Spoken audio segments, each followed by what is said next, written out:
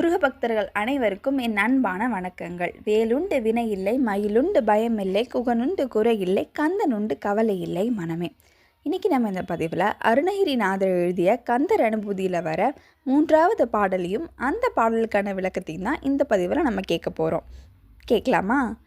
பாடல்: வானோ புனல் பார் கனல் மாருதமோ, ஞான உதயமோ, நாவில் நான் மறைய, யானோ மனமோ, என்னை ஆண்ட இடம் தானோ, பொருளாவது ஷண்முகனே என்று முருகனை குறிப்பிடுகிறார். விளக்கத்தை, இந்த பாடலுக்கான விளக்கத்தை இப்போ நம்ம கேட்கலாம். ஷண்முகனே, நித்திய பொருளே, சிறப்பொருளே, மெய்ப்பொருளே என்றெல்லாம் பரம்பொருளை குறிப்பிடுகிறார்கள். அதாவது ஷண்முகனை குறிப்பிடுகிறார்கள், பரம்பொருளை விவரிக்கிறார்கள். அது என்ன தன்மையோ, அது என்னவென்று எனக்கு நீ சொல்வாயோ, நீ எங்கிருக்கிறாய் என்று நீ எனக்கு சொல்ல வேண்டும் என்றும் கேட்கிறார். புனல் என்றால் நீர், கனல் என்றால் நெருப்பு, பார் என்றால் வானம், பூமி, இவைகளை குறிப்பிடுகிறார் அருணகிரிநாதர். எதில் நீ இருக்கின்றாய் முருகா, எனக்கு நீ சொல் என்று கேட்கிறார். 2வது வரிகள்: